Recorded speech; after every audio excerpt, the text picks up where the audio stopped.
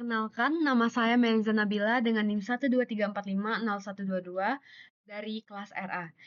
Perkenalkan, nama saya Lizzie Paul dari NIM 12345 dari kelas RA. Perkenalkan, nama saya Salsabila Putri Maharani dengan NIM 123450007. Assalamualaikum warahmatullahi wabarakatuh. Kami dari kelompok 5, di sini kita akan melakukan analisis untuk studi kasus terkait dengan uji hipotesis untuk kebijakan yang ada di Prodi Sains Data Fakultas Sains di Tera. Di sini kami akan menganalisis studi kasus dengan menggunakan perhitungan secara sistematis dan menggunakan R. Nah, di sini yang pertama yaitu ada uji hipotesis untuk rata-rata dua populasi, di mana kita yang pertama studi kasusnya yaitu H0 diterima. Studi kasusnya yaitu Fakultas Sains dan Teknologi di Tera ingin dilakukan penelitian untuk mengevaluasi efektivitas dua metode pengajaran yang berbeda terhadap hasil belajar mahasiswa. Metode A diterapkan pada angkatan 2022, sedangkan metode B diterapkan pada angkatan 2023. Rata-rata nilai ujian mahasiswa yang menggunakan metode A adalah 85, sementara nilai rata-rata mahasiswa yang menggunakan metode B adalah 81.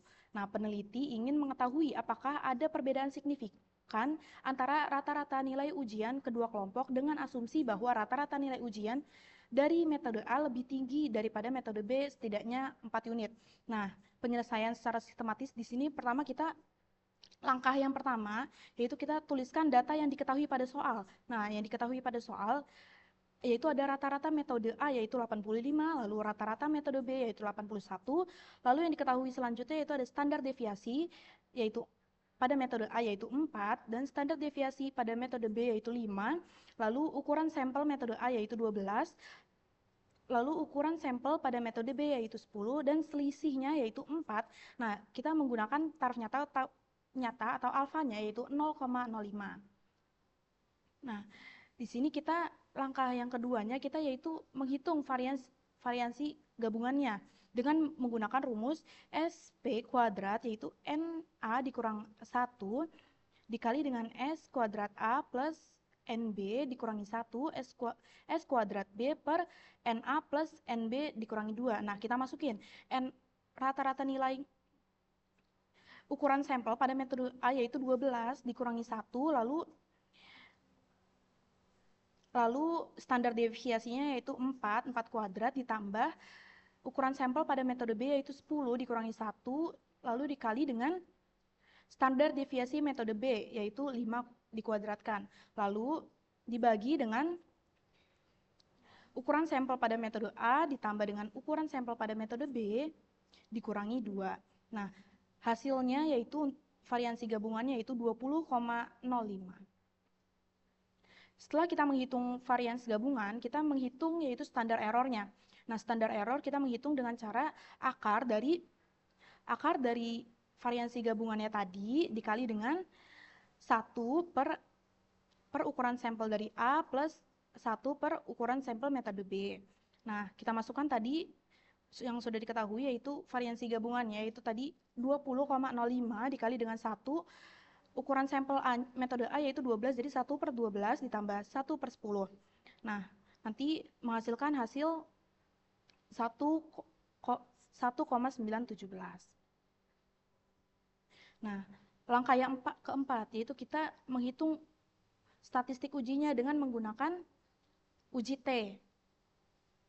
Nah, uji T-nya rumusnya yaitu X bar A dikurang X bar B dikali D0. X barnya itu rata-rata metode A-nya tadi yaitu 85 dikurangi rata-rata metode B-nya itu 81 dikurangi dengan selisihnya. Dikurangkan dengan selisihnya yaitu 4 per standar errornya yang tadi sudah kita cari yaitu 1,917. Nah, dihasilkan uji T-nya yaitu adalah 0. Nah, langkah selanjutnya kita sudah bisa menentukan nilai kritisnya. Nah, nilai kritisnya di sini, nilai kritis T untuk uji dua arah dengan alfanya 0,05 dan derajat kebebasannya kita bisa hitung dengan NA plus NB dikurangi 2 yaitu 20 dengan sekitar dari tabel distribusinya yaitu 2,086. Nah, kita di sini bisa langsung menentukan kesimpulannya. Jadi kesimpulan yang kita dapat yaitu karena T hitungnya lebih ke 0, lebih kecil daripada titik kritisnya yaitu 2,085, maka kita gagal tolak H0 atau kita terima H0-nya. Jadi tidak ada cukup bukti untuk menyimpulkan bahwa rata-rata nilai metode A lebih tinggi dari metode B lebih dari 4 unit.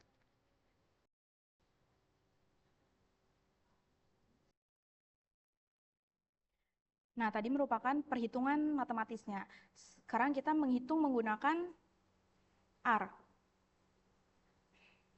Nah, pengaplikasian pada R di sini kita yang pertama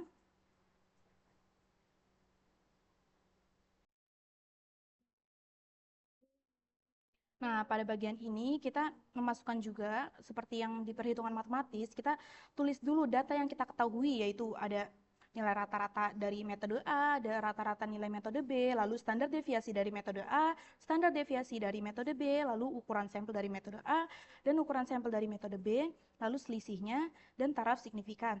Nah, di bagian ini kita mendefinisikan variabel yang menyimpan data yang diketahui. Ini mencakup nilai rata-rata nilai, standar deviasi, ukuran sampel untuk masing-masing metode, selisih yang dihipotesiskan, dan tingkat signifikansinya. Nah, lalu langkah yang kedua, kita di sini menghitung variansi gabungan atau SP kuadrat. Di sini kita menggunakan rumus yaitu SP kuadrat yaitu N1 dikurang 1 dikali dengan S1 dikuadratkan, lalu ditambah N2 min 1 dikali dengan S2 kuadrat dibagi dengan N1 plus N2 min 2. Nah, di sini kita rumus ini mempertimbangkan ukuran sampel untuk masing-masing metode dan menghasilkan varians yang lebih akurat untuk kedua kelompoknya. Nah, setelah itu kita memasukkan rumus untuk menghitung standar errornya atau SE-nya. Untuk mengukur seberapa jauh rata-rata sampel kita kemungkinan dari rata-rata populasi. Kita menghitung standar error menggunakan variansi gabungan dan ukuran sampel untuk mendapatkan estimasi kesalahan yang lebih baik. Kita menggunakan rumus SE SQRT SP kuadrat dikali dengan 1 per N1 plus 1 per N2. Nah, lalu kita di sini menghitung statistik uji T. Nah, yang merupakan ukuran dari seberapa besar perbedaan antara dua rata-rata dalam konteks variabilitas yang ada. Kita mengurangi selisih yang dihipotesiskan dari selisih antara rata-rata dan membaginya dengan standar error. Nah, rumusnya ini. Lalu pada langkah yang keempat kita bisa menentukan nilai kritisnya. Nah, nilai kritis adalah batas nilai yang digunakan untuk menentukan apakah kita akan menolak atau gagal menolak hipotesis 0. Kita menggunakan distribusi T untuk menghitung nilai ini berdasarkan nilai signifikansi dan derajat kebebasan. Lalu yang kelima, kita menentukan kriteria ujinya. Di sini kita menampilkan hasil statistik uji dan nilai kritis T ini membantu kita untuk memahami uji yang dilakukan.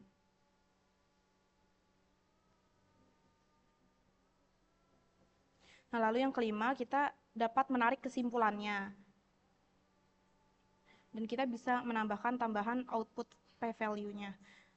Nah, ketika kita run, maka hasil dari statistik uji T-nya itu 0, nilai kritis T-nya itu 0,8. Nah, kesimpulannya itu gagal tolak H0. Tidak ada cukup bukti untuk menyimpulkan bahwa rata-rata nilai metode A lebih tinggi dari metode B lebih dari 2 unit. Nah,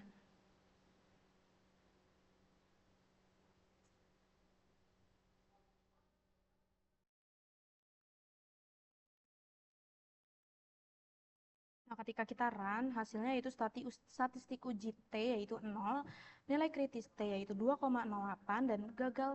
Jadi gagal tolak H0, tidak ada cukup bukti untuk menyimpulkan bahwa rata-rata nilai metode A lebih tinggi dari metode B lebih dari 2 unit. P-value-nya yaitu 1. Nah, jadi statistik uji T yaitu 0, nilai statistik uji T sebesar 0 menunjukkan bahwa selisih rata-rata antara metode A dan metode B sama persis dengan selisih yang dihipotesiskan yaitu 4 unit. Dalam hal ini, data tidak memberikan bukti perbedaan signifikan antara nilai rata-rata kedua metode selain yang dihipotesiskan. Nah, yang kedua yaitu nilai kritis T yaitu 2,085. Nah, nilai kritis sebesar ini berarti untuk taraf signifikansi 5% alfanya yaitu 0,05 pada uji dua arah. Statistik uji T harus berada di luar rentang kurang lebih 2,085 agar kita dapat menolak H0 karena nilai T statistiknya yaitu 0 berada dalam rentang ini, kita gagal menolak H0. Kemudian kesimpulan berdasarkan hasil pengujian, karena nilai statistik uji T tidak lebih besar dari nilai kritis T, kita tidak memiliki bukti yang cukup untuk menolak hipotesis 0 atau H0-nya. Ini berarti pada taraf signifikansi 5% kita gagal menolak H0. Dengan kata lain, tidak ada bukti cukup yang menunjukkan bahwa rata-rata nilai metode A lebih tinggi dari metode B lebih dari 2 unit. Data yang tersedia tidak cukup kuat untuk menunjukkan bahwa ada perbedaan yang signifikan antara rata-rata kedua metode di luar yang dihipotesiskan. Nah, p-value yaitu adalah 1, p-value sebesar 1 menunjukkan bahwa data sangat konsisten dengan hipotesis 0 dan tidak ada alasan untuk menolak H0 pada tingkat signifikansi apapun. Dengan kata lain, ada peluang 100% bahwa hasil yang diperoleh setara atau lebih ekstrim jika H0 benar. Nah, yang kedua di sini ada contoh studi kasus H0 ditolak.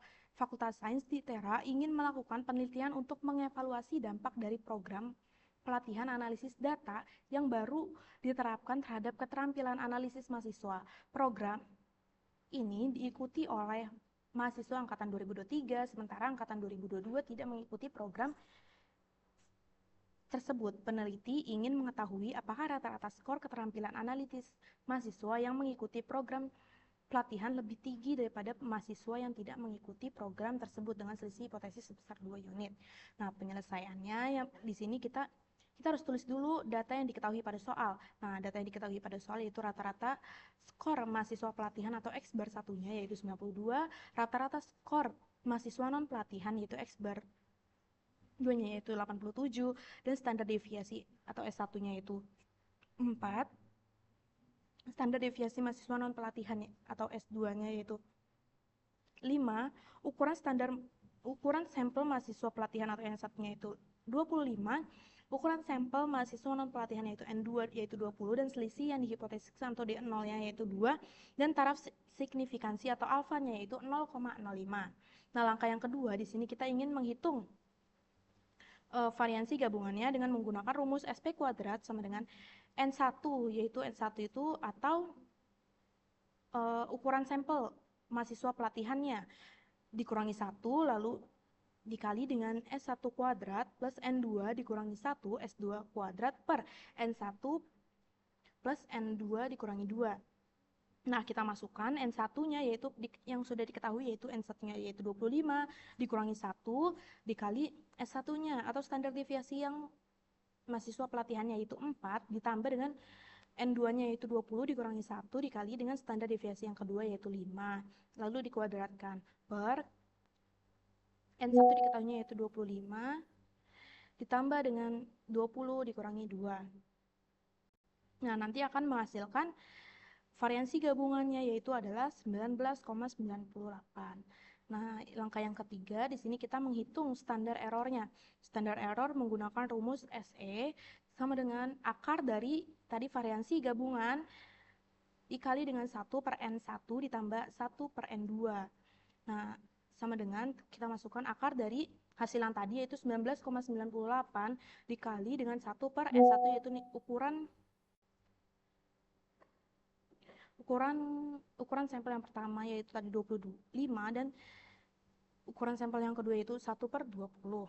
Nah, kita hitung akan menghasilkan hasil yaitu 1,34.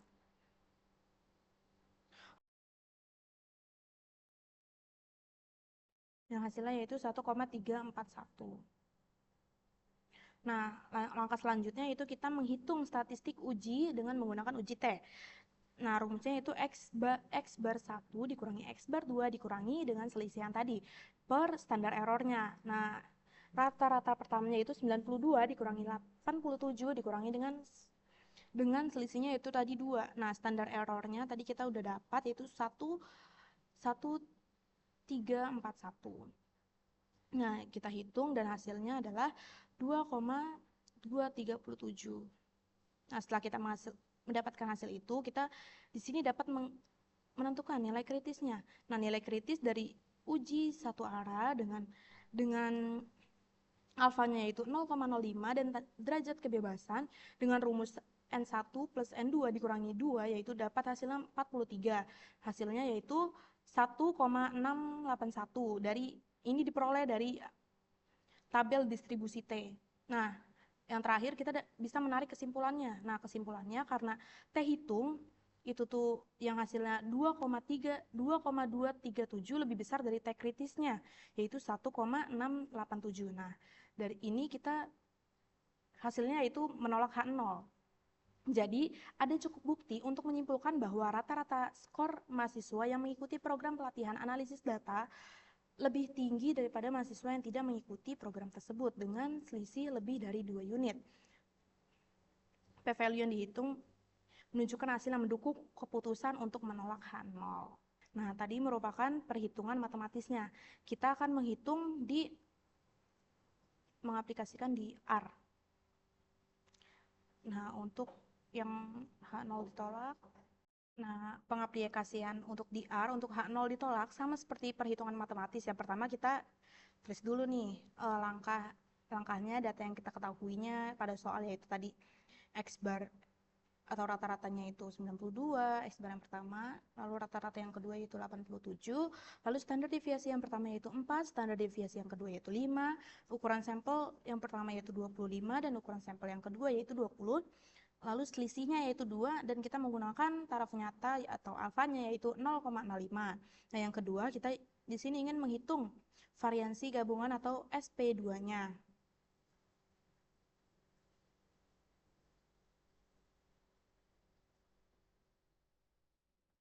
Dengan menggunakan rumus SP kuadrat yaitu N1 dikurangi 1 dikali S1 kuadrat ditambah N2 dikurangi 1 dikali dengan S2 dikuadratkan lalu per N1 plus N2 dikurangi 2. Nah, tadi kan menghitung variansi gabungan yaitu dengan kita kalikan standar deviasi kuadrat masing-masing kelompok dengan ukuran sampelnya dikurangi 1. Lalu dibagi dengan total kebebasan yaitu dengan rumus N1 plus N2 dikurangi dengan 2. Nah, lalu kita akan menghitung standar errornya. Nah, standar error kita dengan menggunakan rumus standar error akar dari SP kuadrat dikali 1 per N1 ditambah 1 per N2. Nah, disubstitusikan nilai SP kuadrat tadi, N1 lalu N2-nya yang sudah dihitung sebelumnya dimasukkan ke dalam rumus. Lalu kita menghitung statistik uji T.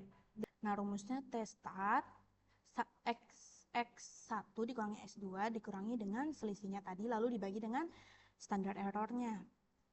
Nah, lalu yang keempat ini kita menentukan nilai kritis dari T-nya, T kritikal, QT dikali dengan 1 min alfanya. Nah, alfanya ini dibagi 2, lalu DF sama dengan N atau derajat kebebasannya yaitu N1 plus N2 dikurangi dengan 2. Nah, langkah yang kelima kita bisa menentukan kriteria ujinya. Nah, lalu langkah yang keenam kita bisa menarik kesimpulan dengan menggunakan if dan else ini. Dan yang terakhir kita bisa tambahkan output p-value-nya. Nah, ketika kita run, Nah, hasil dari statistik uji T-nya itu 2,23 dan nilai kritis T-nya itu 2,01. Nah, kesimpulannya itu dia tolak H0. Ada cukup bukti bahwa rata-rata skor mahasiswa pelatihan lebih tinggi dari mahasiswa non-pelatihan lebih dari 3 unit. Nah, p-value yang kita dapatkan yaitu 0,01. Nah, dari hasil tadi kan statistik uji T didapatkan hasil 2,23. Nah, nilai statistik uji diperoleh adalah 2,23. Ini mengindikasikan bahwa perbedaan rata-rata skor antara mahasiswa pelatihan dan non-pelatihan cukup besar dibandingkan dengan standar error yang dihitung. Nah, nilai kritis T pada alfanya yaitu 0,05 adalah 2,01. Ini merupakan batas yang harus dilewati oleh T statistik agar kita dapat menolak hipotesis 0 atau H0-nya. Dalam kasus ini, T statistiknya yaitu 2,23. Nah, lebih besar daripada T kritikalnya yaitu 2,01 sehingga kita berada dalam area untuk menolak H0. Nah, keputusannya itu karena T statistik lebih besar dari T kritikalnya, kita menolak H0.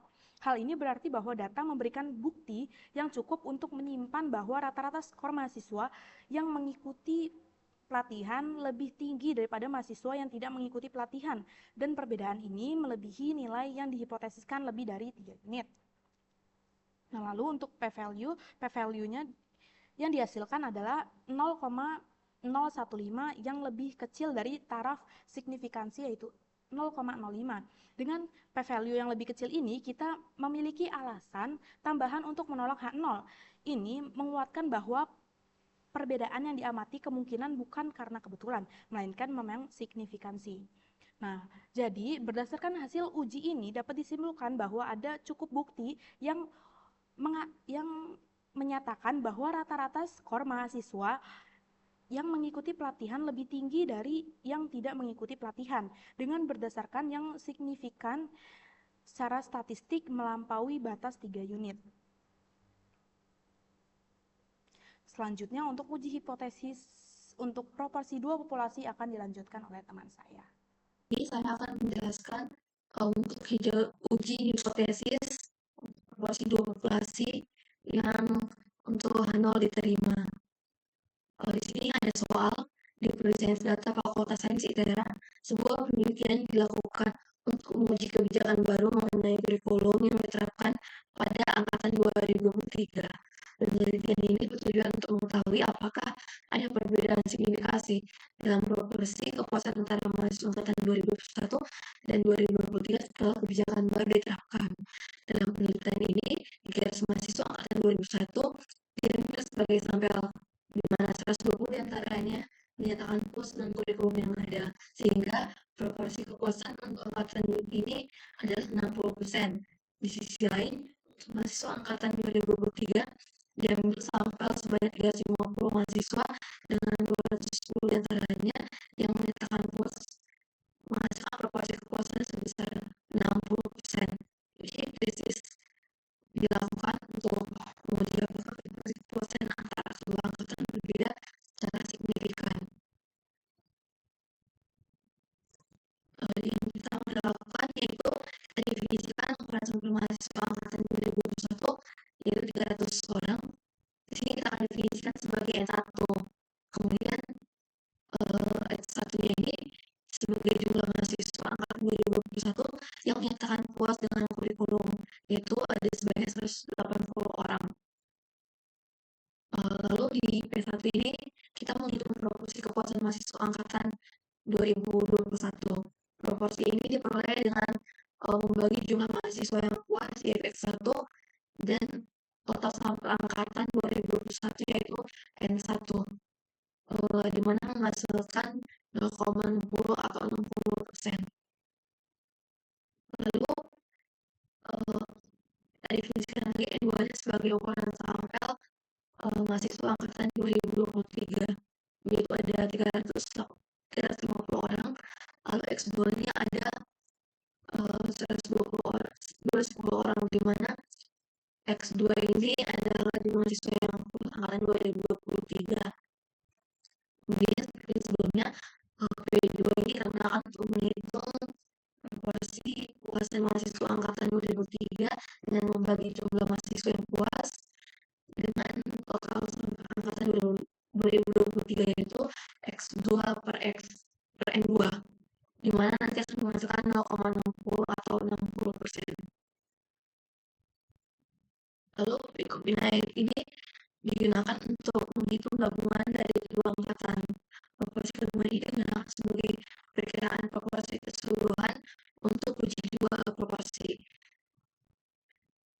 Kemudian Z value ini kita gunakan untuk menghitung nilai statistik uji Z untuk perbedaan proporsi. Nilai ini kita gunakan untuk menentukan perbedaan antara proporsi secara statistik signifikan. Rumus ini digunakan untuk menghitung jarak antara proporsi sampai yang diamati dinormalisasi oleh standar reproduksi gabungan. Jadi ada apa? Yaitu 0,05 atau 5%. Ini adalah batas untuk menentukan apakah hasil uji statistik signifikan. Kemudian kita gunakan juga Z kritikal untuk menghitung nilai Z. Untuk uji dua nilai sisi pada tingkat signifikasi 5%. Lalu fungsi Q-norm di sini digunakan untuk mencari nilai Z yang membatasi area 2,5% untuk setiap ekor distribusi normal, menghasilkan nilai kritis Z nanti sekitar 1,96.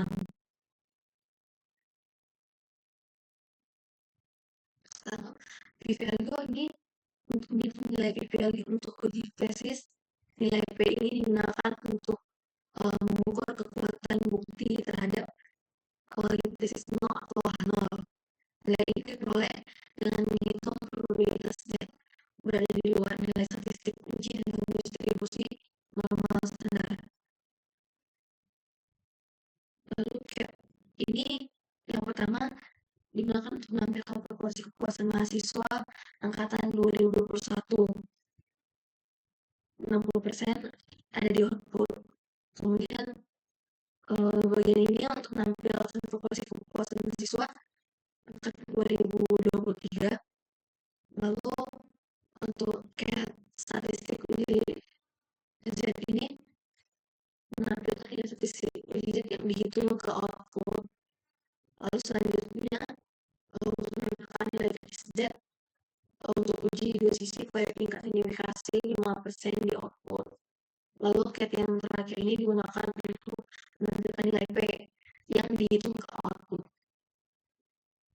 Kemudian pada bagian keputusan uji tesis ini, bagian ini merupakan keputusan uji tesis jika nilai absolut dari statistik uji Z lebih besar dari nilai kritis Z, maka hipotesis 0 atau H0-nya nanti akan ditolak, di mana menunjukkan perbedaan signifikan antara kedua proporsi. Jika tidak, H0 juga ditolak. Ini akan menunjukkan tidak ada perbedaan yang signifikan antara kedua tersebut. Lalu ini merupakan hasil yang kita dapatkan, di mana proporsi mahasiswa angkatan 2021 yang puas itu 0,6.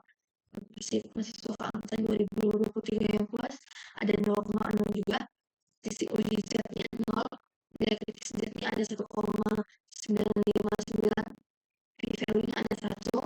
Kemudian keputusan uji tesisnya itu gagal menolak hipotesis 0 atau H0. Tidak, karena tidak ada bukti bahwa proporsi kepuasan mahasiswa angkatan 2021 dan 2023 berbeda secara signifikan. Tapi sama dengan 180 per 300, di mana itu hasilnya adalah 0,6. Lalu angkatan 2023 ada dari 350 sampel, ada 210 yang menyatakan puas. Maka proporsi kepuasan untuk angkatan 2021 kita definisikan sebagai P isotopi sama dengan 510 per 360, di mana hasilnya adalah 0,6. Lalu yang berikutnya kita akan menghitung proporsi gabungan atau P-copy-nya. Kita hitung dengan P-copy sama dengan X1 tambah X2 per N1 tambah N2. di mana 180 tambah 210 sama dari 50 yaitu 0,6. Lalu kita pun hitung selisih ujiannya dengan menggunakan formula Z sama dengan pisah topi dikurang P2 topi per akar P topi dikali 1 dikurang P topi dikali 1 per N1 tambah 1 per N2. Kita masukkan nilai yang sudah kita dapatkan tadi dalam rumus Z ini, dimana Z sama dengan 0,6 dikurang 0,6 per akar 0,6 dikali 10 dikurang 0,6 dikali 300 ditambah 1 per 350. Hasilnya itu akan menjadi 0. Lalu kita bandingkan dengan nilai kritis, di mana Z yang kita peroleh adalah 0 dengan tingkat signifikasi 5%. Nilai kritis untuk uji dua sisi adalah Z 0,025 sama dengan itu 1,96. Dapat kita lihat dari Z yang kita peroleh nilainya adalah 0, di mana Z nilai ini kecil dari 1,96. Maka kita menolak uji hipotesis 0 atau kita menerima uji hipotesis 0. Untuk kesimpulannya yaitu hasil uji menunjukkan bahwa hipotesis 0 tidak ditolak. Dengan demikian tidak ada bukti yang cukup untuk menyatakan bahwa proporsi kepuasan mahasiswa angkatan 2021 dan 2023 berbeda secara signifikan. 70. Di sini saya akan menjelaskan tentang studi kasus. Yang pertama, kita akan mengambil evaluasi efektivitas metode pengajaran baru di program studi sains data. Deskripsinya, program studi sains data ITERA ingin mengetahui apakah metode pengajaran baru yang diterapkan pada sebagian kelas efektif meningkatkan nilai rata-rata mahasiswa. Dalam hal ini, kelas A menggunakan metode pengajaran lama, sedangkan kelas B menggunakan metode pengajaran baru. Tujuannya adalah untuk melihat apakah ada perbedaan rata-rata nilai akhir antara kedua kelas. Tujuannya itu untuk menguji hipotesis dua populasi untuk rata-rata nilai antara dua kelompok mahasiswa. Hipotesis 0 HO, rata-rata nilai mahasiswa di kelas dengan metode pengajaran baru tidak lebih baik dibandingkan kelas metode lama atau M1 dan M2. Hipotesis alternatif HI, rata-rata nilai mahasiswa di kelas metode pengajaran baru lebih tinggi dibandingkan kelas dengan metode lama. Lalu di sini menggunakan datanya, kelompok metode lama dengan nilainya 67, 62, 70, 65, 71, 69, 73. Lalu nilai akhir sampel 2-nya 75, 74, 72, 70, 69, 71, dan juga 73. Di metode baru ada nilai akhir sampel 1, 78, 81, 83, 79, 80, 82, 85. Dengan nilai akhir sampel 2, 84, 86, 85, 82, 83, 87, dan juga 89.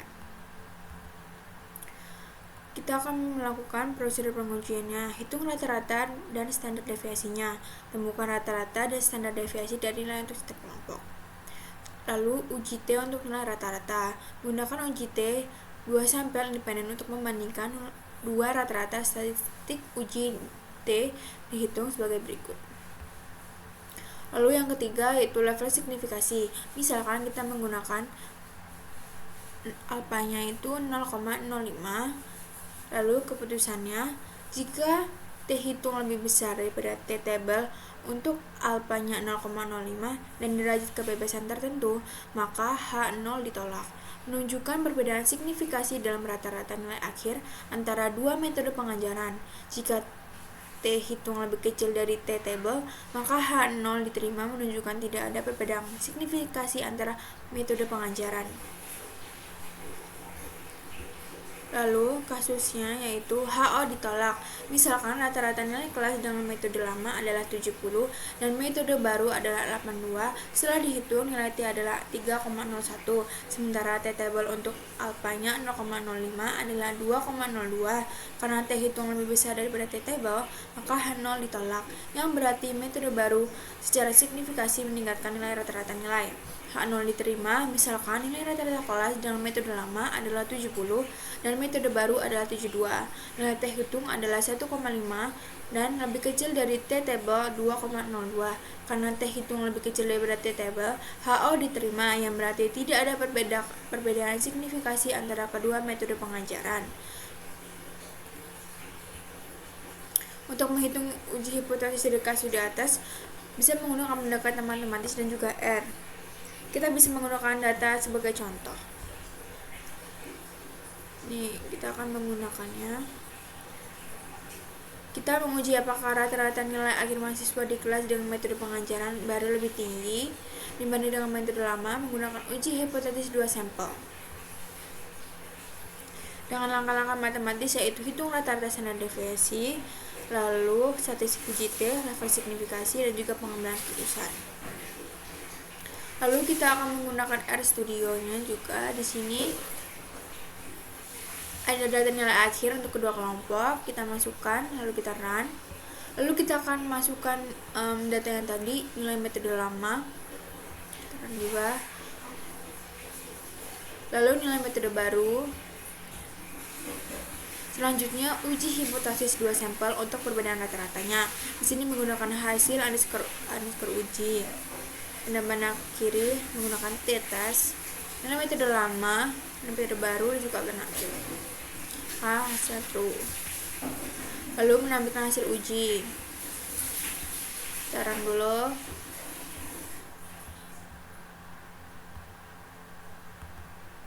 Menampilkan hasil uji, kita run. Lalu print hasil ujinya. Nah, ini adalah hasilnya. Itu sampel tes, data, nilai metode lama, dan nilai metode baru. T-nya min 8,371, lalu DF-nya 12, P-value-nya 2,357, E min 06. Alternatif hipotesisnya itu true, difference in means is not qualitative to know. 95% interval. Min 14, 4,03226, min 8,453917. Sampelnya mean of X, mean of Y. Ini adalah hasilnya. Sekian dari saya, terima kasih. Di sini saya akan menjelaskan mengenai ragam dua populasi HO diterima dan HO ditolak. Kita ke soal yang pertama, ragam dua populasi HO diterima. Uji hipotesis untuk ragam dua populasi, misalkan kita ingin membandingkan dua jenis kelas tari di prodi sains data ITERA. Ada kelas tari tradisional dan kelas tari modern. Variabilitas nilai jumlah kelas di tari tradisional adalah 18 dengan ukuran sampel 16. Sedangkan kelas di tari modern adalah 30 dengan ukuran sampel 15. Kita ingin mengetahui apakah kedua kelas memiliki ragam yang sama. Hipotesisnya, HO ragam 1 kuadrat sama dengan ragam 2 kuadrat. Ragam kedua kelas sama. K1-nya ragam 1 kuadrat tidak sama dengan ragam 2 kuadrat. Ragam kedua kelas berbeda. Untuk data sampelnya, S1-nya 18, merupakan ragam sampel kelas tari tradisional, N1-nya 16, ukuran sampel kelas tari tradisional. S2-nya 30, ragam sampel kelas tari modern, N2-nya 15, ukuran sampel kelas tari modern. Alpanya 0,05, tingkat signifikansi. Menghitung statistik uji F-nya. F-nya itu S1 per S2. Nilai kritisnya F critical low, QF alpha per 2, DF1 sama dengan N1 dikurang 1, DF2, N2 dikurang 1. F critical high-nya QF 1 dikurang alpha per 2, DF1-nya sama dengan N1 dikurang 1, DF2-nya sama dengan N2 dikurang 1. Lalu di sini ada statistik uji F, nilai kritis F rendah sama F critical low, nilai kritis F rendah, F critical high.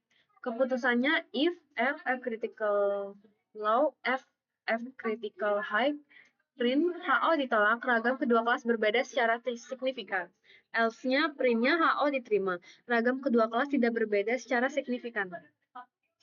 Statistik uji F-nya ada 0,6, nilai kritis F rendahnya 0,3458, 438, nilai kritis F rendahnya 2,949321. Untuk hasilnya HO diterima karena ragam kedua kelas tidak berbeda secara signifikan. Lalu ada ragam dua populasi HO ditolak.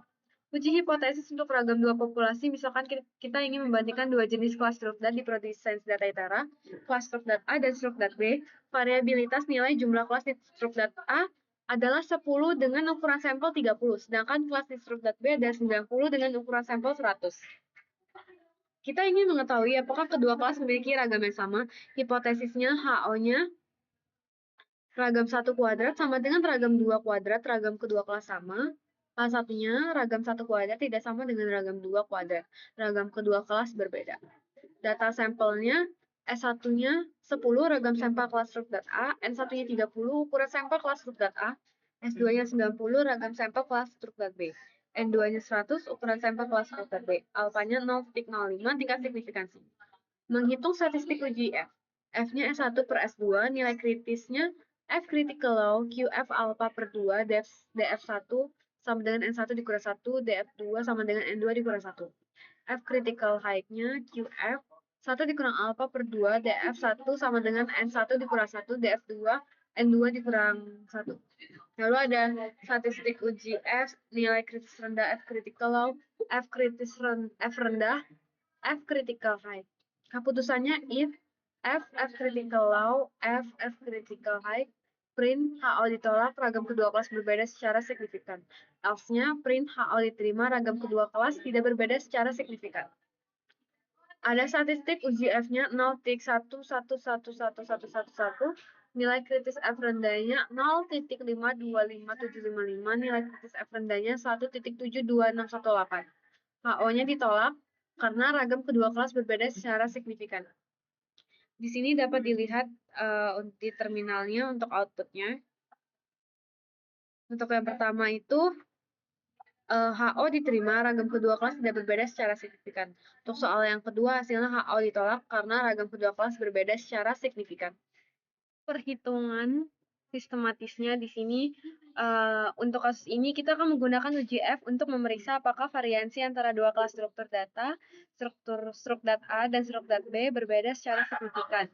Berikut langkah-langkahnya. Diketahui variansi kelas strukdat A S kuadrat sama dengan 10, ukuran sampel kelas strukdat A, N1 sama dengan 30, variansi kelas strukdat B, S2 kuadrat sama dengan 90, ukuran sampel kelas strukdat B, N2 sama dengan 100.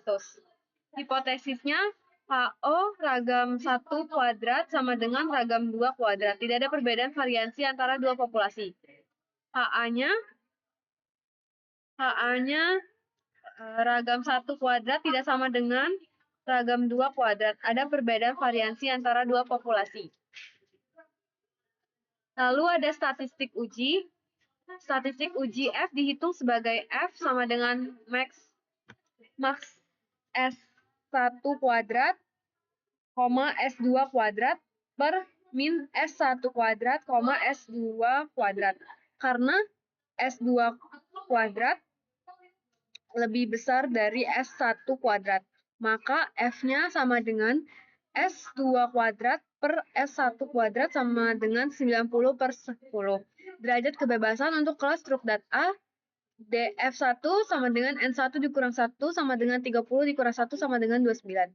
Untuk kelas strukdat B, DF2-nya sama dengan N2 dikurang 1 sama dengan 100 dikurang 1 sama dengan 99. Lalu nilai kritisnya, kita menggunakan tingkat signifikansi sama dengan 0,05 untuk uji dua arah. Sehingga kita perlu membandingkan nilai F yang dihitung dengan nilai kritis F untuk derajat kebebasan DF1, DF2 sama dengan 29,99. Mari kita lanjutkan perhitungan. Hasil perhitungan menunjukkan statistik uji F sama dengan 9,0. Nilai kritis F pada tingkat signifikansi sama dengan 0,05 adalah 1,90. Karena F adalah 9,0 lebih besar dari nilai kritis 1,90, kita menolak hipotesis 0 HO. Ini berarti terdapat cukup bukti untuk menyimpulkan bahwa variansi antara kelas strukdat A dan kelas strukdat B berbeda secara signifikan. Lalu untuk soal yang selanjutnya, untuk membandingkan ragam variansi dari dua populasi, kita bisa menggunakan uji F untuk hipotesis dua variansi. Berikut langkah-langkah perhitungan dan uji hipotesisnya. Diketahui variansi dari kelas tradisional S1 kuadrat sama dengan 18, ukuran sampel kelas tari tradisional N1 sama dengan 16, Variansi dari kelas tari modern S2 kuadrat adalah 30. Ukuran sampel kelas tari modern N2 sama dengan 15. Hipotesis 0 dan alternatifnya adalah HO ragam 1 kuadrat sama dengan ragam 2 kuadrat. Tidak ada perbedaan variansi antara dua populasi. HA-nya ragam 1 kuadrat tidak sama dengan ragam 2 kuadrat. Ada perbedaan variansi antara dua populasi. Lalu statistik ujinya, statistik uji untuk uji F adalah F sama dengan S1 kuadrat per S2 kuadrat, di mana S1 kuadrat dan S2 kuadrat masing-masing adalah variansi dari dua sampel. Untuk uji dua arah, kita anggap variansi yang lebih besar sebagai pembilang, sehingga F sama dengan max S1 kuadrat, S2 kuadrat per min S1 kuadrat, S2 kuadrat. Substitusi nilai yang diketahui, F-nya sama dengan 30 per 18. Derajat kebebasannya untuk kedua variansi adalah untuk kelas tradisional DF1 sama dengan N1 dikurang 1 adalah 16 dikurang 1 sama dengan 15. Untuk kelas tari modern, DF2 N2 kurang 1 sama dengan 15 dikurang 1 sama dengan 14. Untuk nilai kritisnya, untuk menentukan apakah F yang dihitung signifikan, kita perlu nilai kritis dari distribusi F untuk derajat kebebasan. DF1, DF2 sama dengan 15,14. Pada tingkat signifikansi tertentu. Misalnya, 0,05 untuk uji dua arah. Kesimpulannya, jika nilai F yang dihitung lebih besar dari nilai kritis F, kita tolak HO yang berarti terdapat perbedaan variansi yang signifikan antara dua populasi. Lalu kita lanjutkan ke perhitungan. Hasil perhitungan menunjukkan statistik uji F sama dengan 1,67. Nilai kritis F pada tingkat signifikansi sama dengan 0,05 adalah 2,89. Karena F sama dengan 1,67 lebih kecil dari nilai kritis 2,89, kita gagal menolak hipotesis 0 HO. Ini berarti tidak ada cukup bukti untuk menyimpulkan bahwa variansi antara kelas tradisional dan kelas tari modern berbeda secara signifikan.